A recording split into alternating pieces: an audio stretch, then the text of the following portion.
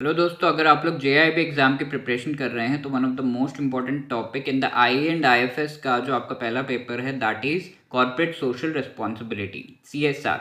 What is the meaning?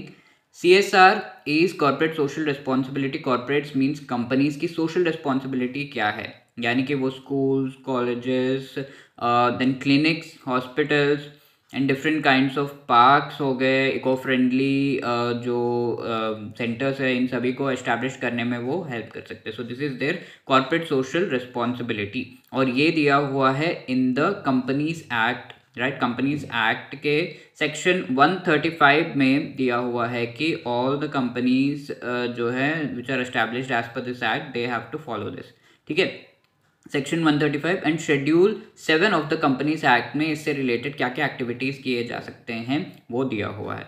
तो corporates को किस तरीके से कंट्रीब्यूट करना होगा, this is the second point. They have to contribute by giving 2% of the last 3 years का जो भी प्रॉफिट हुआ है उसका एवरेज निकालो, उसका 2% निकालो, and that much amount they have to spend on these activities of corporate social responsibility.